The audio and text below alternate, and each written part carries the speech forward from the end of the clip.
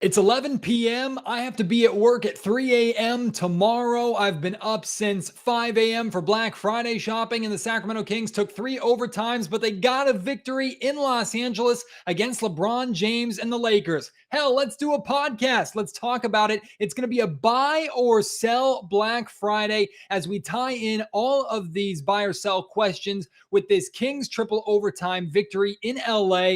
Kings back-to-back victories since we last recorded a podcast. Let's have some fun on today's episode of the Locked On Kings podcast.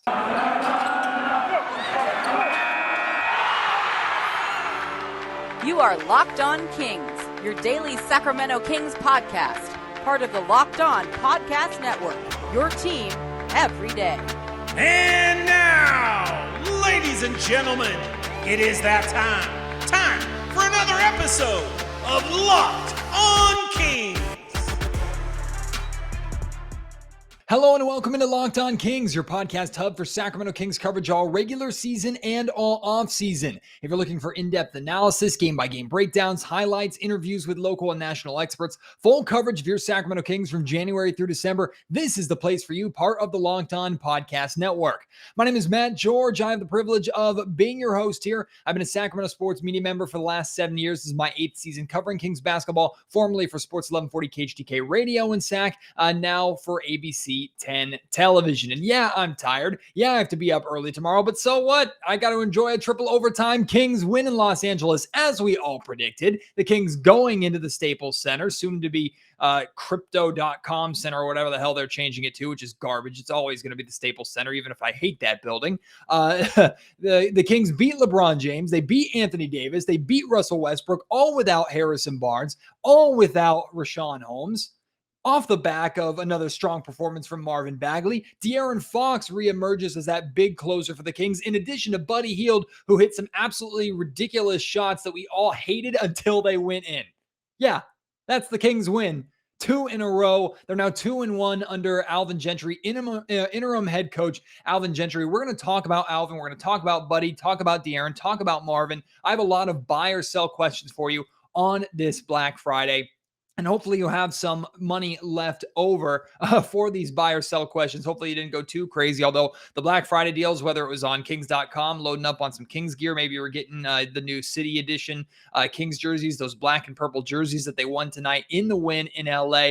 Just seeing the Laker yellow with those Kings Road blacks, it just reminded you, right, of those early 2000 series between the two teams, except this time the Kings got the victory in LA that they needed, the big victory in LA in triple overtime. Took them triple overtime to do it. Man, there's just so much from this game to unpack. I also have to talk a little bit about the Kings win over the Portland Trail Blazers the other night. Took a couple nights off for some family time here during this Thanksgiving, and I hope you had a wonderful Thanksgiving. Hopefully you stuffed up on all that turkey and yummy calories, and you're not in too big of a food coma. I would hate to hear you sleep through a game like what we got in Los Angeles tonight, but hope you had a very happy Thanksgiving. And maybe it's not a coincidence that the Kings are 2-0 since I last recorded a podcast. Hell, should I consider not recording a podcast until the Kings lose again? Well, if that's you, I'm sorry that you're listening to this podcast right now. I hope the Kings don't lose their next game, because then you can really put the blame on us here on Locked On Kings. But a huge win for the Kings, a very low scoring game.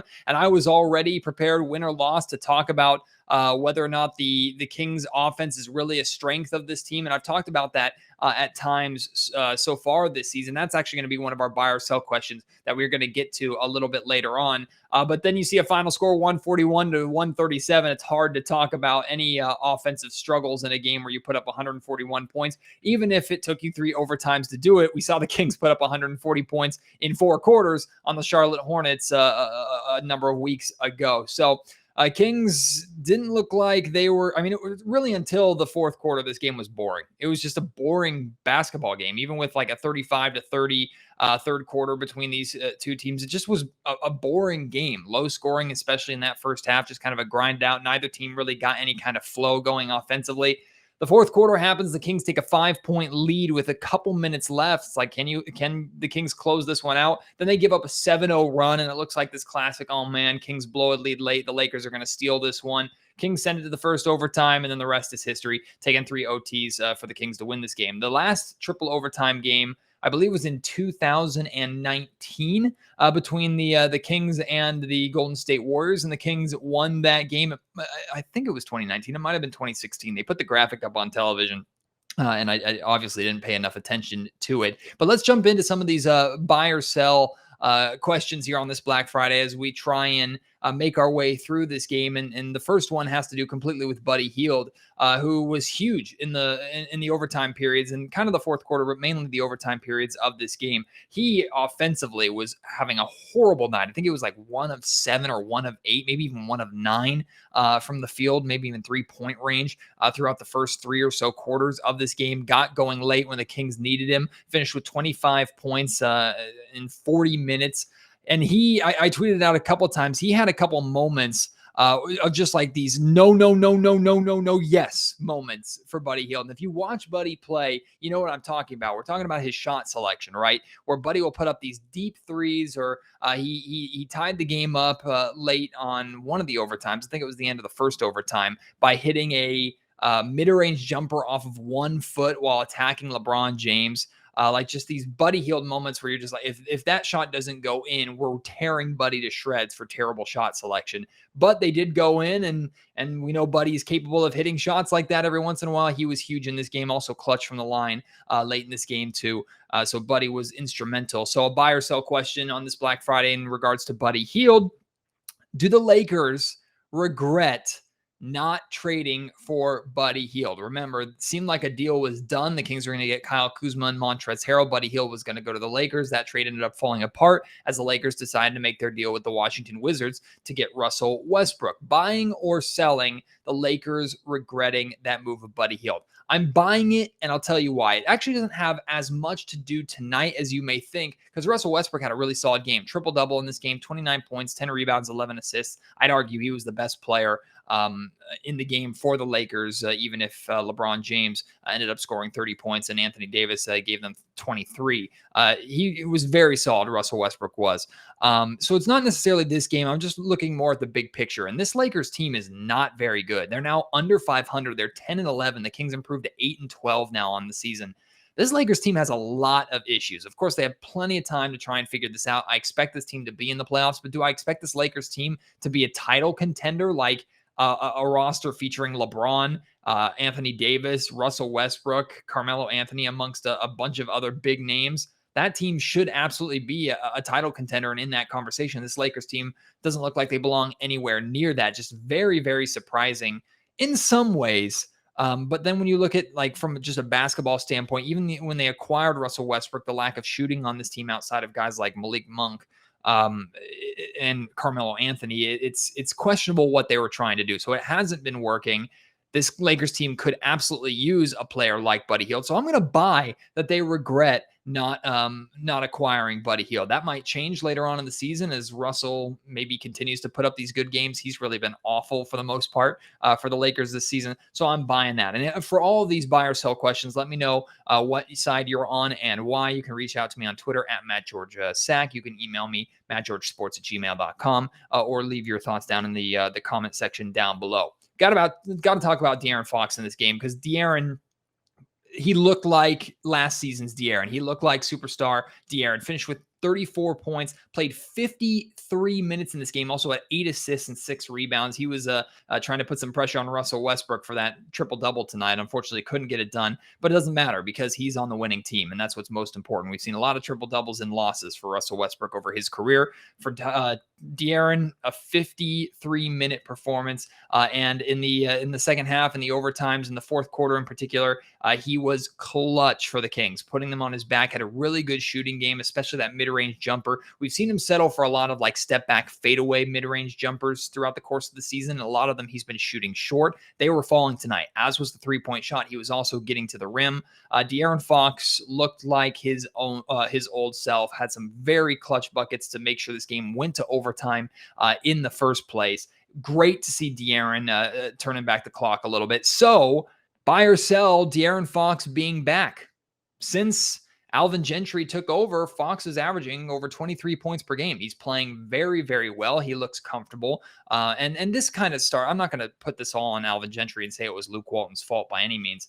Because he started looking a little more comfortable and getting into a little bit of a rhythm before Walton was fired, but really under Gentry, he looks a lot more comfortable.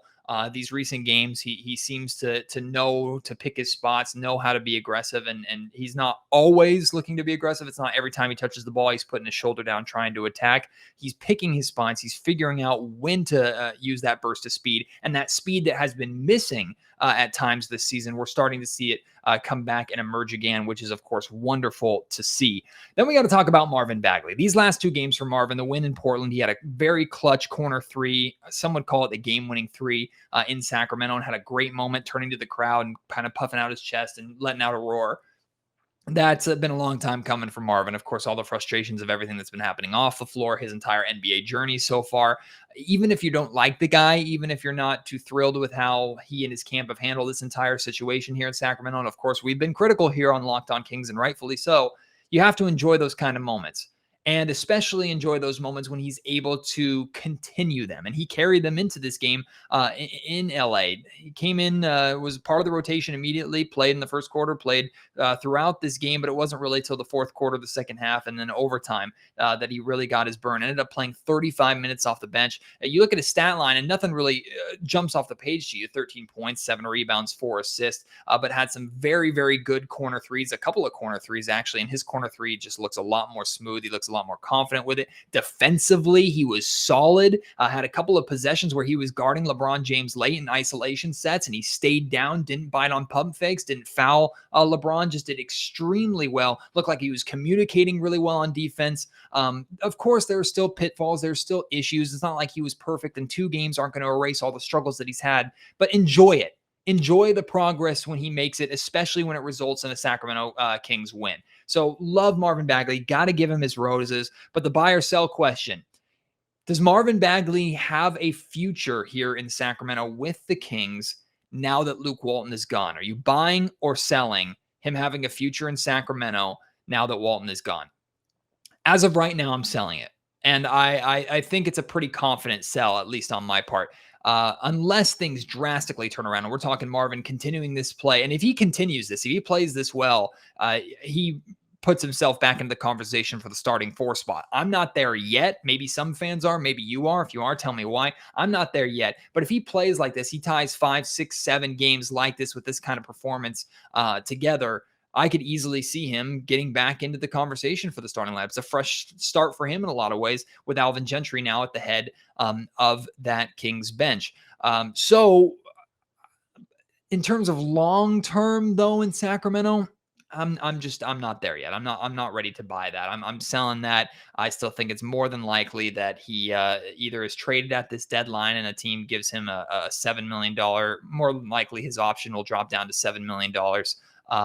Or he'll become an unrestricted free agent and he'll get a contract elsewhere. I still don't see Marvin having too much of a future here in Sacramento, although games like this are a reminder that he can still be valuable to some team, and it would sting Sacramento Kings fans if he was able to go to another team and have success if he started to figure things out, because he's just, he's walking numbers, and his athleticism speaks for itself.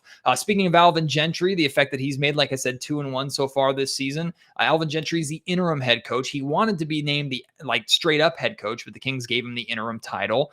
He is under contract through next season, but usually you don't see too many lame duck head coaches in their final year without either getting an extension or a decision being made. The Kings will have a decision this summer. So the buy or sell question, buying or selling Alvin Gentry having a chance as the long-term head coach of the Kings. I'm buying him having a chance. I'm not buying it being likely, but I'm buying him having a chance, especially if the Kings continue to play with the success that they've played with over the last couple of games. Now, I've told you before, and I told you after the Walton firing, I don't expect things to change drastically. I'm not going to allow 2 really fun performances, even if it's a win over the Lakers, which always means a little bit extra here in Sacramento. I'm not going to allow myself to overreact to that too much. and erase my concerns that I had when Gentry took over for Walton, which was this team not really being that different, not really changing too much. I will give Gentry credit. I mean, you can see the adjustments that he's made in the game, adjustments that we weren't really seeing under Luke Walton. He's trying different rotations, and they're working out for him right now, although how much of those rotations changing out of necessity with the injuries to this Kings team doesn't matter. Either way, Alvin Gentry has figured something out over these last couple of games, and the Kings have gotten good wins, but I'm not ready to declare Alvin a significantly better head coach than Luke Walton and the coach of the future for the Sacramento Kings that they should be committing to and offering a contract to right now. He does have a chance, so I'm buying that, but I'm not buying him being a favorite at this point in time. We still have to talk about Harrison Barnes. I have a buy or sell question in regards to that. I have a buy or sell question in regards to the Kings offense being the strength of this team. Also about Damian Jones, who got some run in the first half of this Lakers win and didn't play too much after that, but played very, very well in the Kings win over the Portland Trailblazers. We'll talk about all of that in just a little bit. Hopefully you took the over if you bet on the Kings and Lakers point totals in this game. And if you did, I'm glad you did it on betonline.ag. Around Thanksgiving time, we know what that means. Football and basketball. Nothing goes better with football and basketball than turkey and betting. BetOnline has you covered all holiday season. More prompts, more odds, and lines than ever before. BetOnline remains your number one spot for all the sports action this holiday season. Head to their new updated desktop or mobile website. Sign up today and receive a 50% welcome bonus with promo code LOCKEDON to receive your bonus. All you have to do is type in Locked On, all one word. You get free money. And it's not just football and basketball. BetOnline is college hoops as well. NHL, boxing, UFC, even your favorite Vegas casino games. Don't wait to take advantage of all the amazing offers available for the 2021 season. BetOnline is the fastest and easiest way to bet on all of your favorite sports. BetOnline, where the game starts. So there was an interesting angle with Harrison Barnes not playing in this game that I wanted Kings fans to pay attention to, and I certainly wanted to pay attention to, which was, we know Harrison Barnes has significant value. I would argue Harrison Barnes is the biggest trade asset. So I'm going to ask you this right now. Buy or sell Harrison Barnes being the biggest trade asset that the Sacramento Kings have at this trade deadline. That includes Darren Fox, who more than likely will not be available in trade conversations. But I think Harrison Barnes, as of right now, is probably a bigger, more acquirable, affordable, and can get you a good return trade asset. Maybe the best one that the Sacramento Kings have at this point in time. Not necessarily the most valuable player, the best player, but maybe the most valuable asset for the Kings this trade deadline. I'm buying that as of right now. But what I wanted to pay attention to in this game was, how does this Kings team look without Harrison Barnes? Is there a distinct, steep drop-off? There's a clear gap in their lineup without Harrison Barnes there. Are they desperately missing what Harrison Barnes provides? And to the Kings' credit, they did get a win in this game, but I would say yes, they were still drastically missing what Barnes provided. The Kings were forced to go small as Mo Harkless, who started in this game in that 3 spot for Harrison, he ended up getting hurt early on in this game, so he didn't play very much. The Kings were without any wing depth. So they relied heavily on bigs. They got good minutes out of Marvin Bagley. Alex Len started and played very, very well at that 5 spot with Rashawn Holmes being out. Tristan Thompson got some burn. And then the Kings played small. I thought Terrence Davis played very well in his 29 minutes. Obviously, Buddy Hield and his capabilities. Tyrese Halliburton, Darren Fox. The Kings were forced to play small in this game. They clearly missed Harrison Barnes, what Harrison did and what Harrison does. But they were able still to overcome it. Meaning, if the Kings were to decide to trade Harrison Barnes at the deadline to get a return, obviously it depends on what kind of return they're getting, unless they're completely blowing it up and shipping their opportunities of making the play-in and the playoffs away.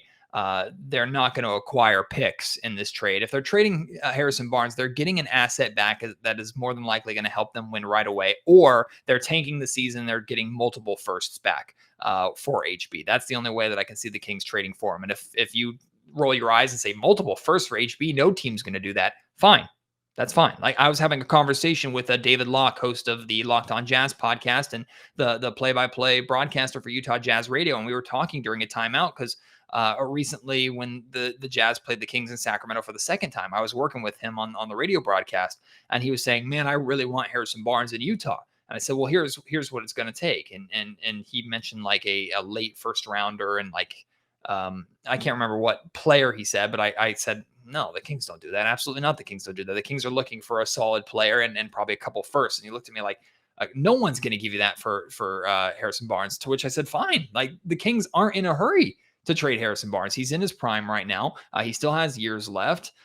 He's got one more year on his contract. The money's going down, and the Kings could probably negotiate another contract with him on top of that. I'm not too worried about the Kings' inability to trade Harrison Barnes if their asking price is too high. But if the Kings were to trade Harrison, we can at least see in these games that they're able to overcome that. Now, a lot of things have to go right. Plus, the Lakers did not play very well and really take advantage of that. So I don't know about long-term there being a solution here in Sac without Harrison Barnes, but at least short-term and in a one-game sample size, we can see the Kings have some sort of success without him. I do believe Harrison is going to be the biggest trade asset that the Kings have at the deadline. So I'm buying that, but I'm not buying the Kings wanting to move on from him and being equal or better without him unless they get something significant back for him in return. As I said earlier, I was all ready to talk about win or lose. If it was a low-scoring game, I was ready to talk about how I'm ready to put to bed this idea that the Kings' offense is the biggest strength of this team. We know defense has been a significant weakness, and they've been trying to get better defensively, and the offensive numbers are still better than the defensive numbers in terms of league average. But watching the Kings play, they have been more reliant, at least in my opinion, they have been more reliant this season on their defense in two ways. One, if the offense wasn't there, their defense has kept them in games, especially early in the season, number one. And I mean, in this game too, the Kings weren't scoring against the Los Angeles Lakers in the first half, and still they were tied at halftime at like 45 or something like that. Like that's because of their defense. So that's number one. Number two is the Kings' biggest strength, in my opinion, is transition offense, which doesn't happen unless you get defensive stops. So buy or sell the Kings' offense, just in general offense, being their biggest strength. I'm selling that. I don't think it's that different or that much of a gap between offense and defense for this Kings team because they are so reliant on their defense to get the offense that they need. The biggest strength for this Kings team is getting out in transition. Absolutely, without a doubt, their biggest strength. Their half-court offense still has troubles. Now, offensively, they got going when they needed to. They scored 12 points in the first two overtimes, 17 points in the third overtime. That's very, very good. 27 points in the fourth quarter. Very, very good. But they also hit a lot of big, bad shots. Buddy Hield had a deep straight-on three that he hit. The one-legged mid-range jumper. Darren Fox, some step-back jumpers. Like, the Kings were hitting a lot of shots that they've been missing all season long. So I put more in finally some shots falling and some big shots, crucial shots falling for big-name Kings than I do in the Kings' half-court offense suddenly becoming good. I don't think the half-court offense was remarkably good in this game at all. The Kings were just hitting big shots. So I am selling the idea that the Kings' offense is the biggest strength of this team. Maybe a caveat of it, a branch of it, transition offense, but I would say transition play and speed is the biggest asset or the biggest strength of this team. Then offense, and then just barely underneath offense is defense. So let me know your buy or sell on that. And then finally, let's talk about Damian Jones. Unfortunately, Damian only played 5 minutes in this game. Came out, looked aggressive, looked like he was playing with confidence after the Portland game, but only had 2 points, 5 minutes, no rebounds, no assists. We're not really going to dive into that too much because what's there really to talk about? But you could see the confidence that he was playing with based off of how well he played against the Trailblazers in a game where he wasn't expected to play at all. And then he comes in after Richaun Holmes got poked in the eye, and he was huge down the stretch for the Kings in that game. He and Marvin Bagley are the reason why they won this game against the Trailblazers in Sacramento. Had that massive putback dunk, or not necessarily putback dunk, but it got an offensive rebound and went up and had a nasty slam over Yusuf Nurkic. He finished with 9 points, 5 rebounds, and 18 minutes off the bench. So buying or selling Damian Jones being a legitimate rotation big option here in Sacramento. I'm selling it, but not because of him. I'm selling it because there are plenty of bigs ahead of him. Tristan Thompson's more viable. Alex Len's more viable. When Rashawn Holmes is healthy, obviously Rashawn Holmes is starting center on this team. And now we're seeing Marvin Bagley get minutes, and Marvin Bagley is playing. Not to mention Chimezie Metu has gotten time starting at the 4. So there are just too many bodies ahead of Damian Jones. However, he deserves looks. He deserves opportunities. And if he continues to come in to stay ready and perform when his name is called, come in with that confidence and have an effect on the game offensively, defensively, grabbing rebounds, he's a good, young, exciting big that can help this Kings team. So those are all the buys and sells that I have here on this Black Friday. Remember to respond to all of them at MattGeorgeSack on Twitter. Email me, mattgeorgesports@gmail.com, or leave your thoughts down in the YouTube comment section down below.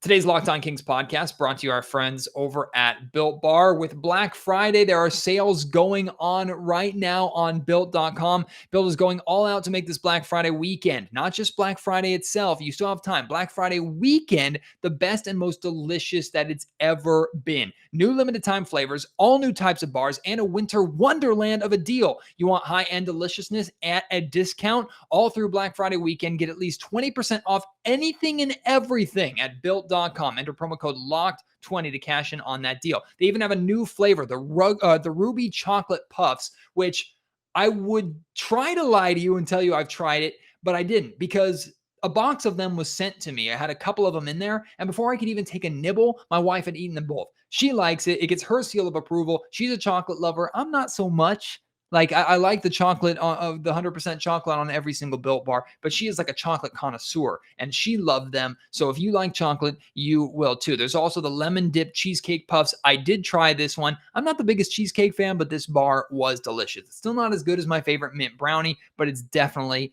up there. There's no need to fight angry crowds, no camping out for hours. Your best Black Friday deals are right now at Built.com. 'Tis the season to save and give your taste buds the gift of Built Bars. Get 20% off Built Bars and 2 free Crave Bars, all at Built.com. Plus, you can get 60% off Built Broth and Built Boost and 40% off Built Swag. Just enter code LOCK20 at Built.com. Man, I need to go to bed. I'm going to be miserable early in the morning working tomorrow, but it's hard not to be buzzed and energized by that Kings victory. Triple overtime victories are fun, but especially when it's in LA against the Los Angeles Lakers. I can't wait for a time that Kings and Lakers games are more meaningful to everybody outside of Sacramento. Of course, they mean a lot to us here in Sacktown for obvious reasons. Things were not quite over yet. But one day that rivalry will be as intense as it used to be before, and we'll point back to fun moments like this and saying, oh, see, even when the Kings sucked and the Lakers were supposed to be good, the Kings were able to beat them in a triple overtime performance while missing 2 starters inside the Staples Center. So I want to hear your thoughts on these buy or sells. I want to hear your thoughts on this Kings win these last 2 games. Hopefully the Kings can continue this stretch. It's not going to get too much easier for them. However, they might have caught the wrong kind of break. I'm not sure if you saw, but the Memphis Grizzlies are probably going to be without Ja Morant for a while. He had a non-contact injury. It looked scary, and I think it ended up being just a sprained knee. Let me look it up to make sure. But I'm highly doubt Ja Morant is going to be playing when the Kings and the Grizzlies play on Sunday. So that's a break for the Kings. That being said, the Grizzlies are still a very, very talented team.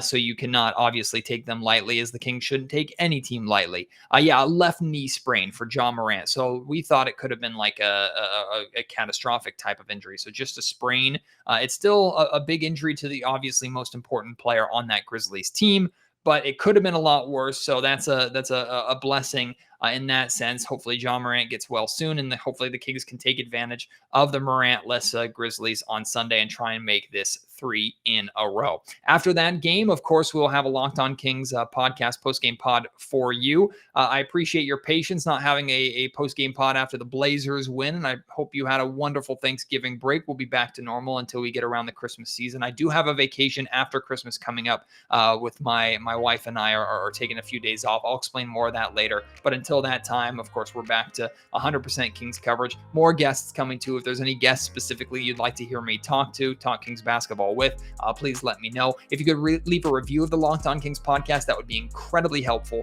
Best place to do that is on Apple Podcasts or iTunes. Hit 5 stars, leave a little blurb about what you like or any constructive criticism that you have for the podcast, why you would encourage others, Kings fans or just NBA fans, to listen to the pod. I really would appreciate that. And I can't wait for you to join me on the next episode. Until then, my name is Matt George. You have been listening to Locked On Kings, part of the Locked On Podcast Network.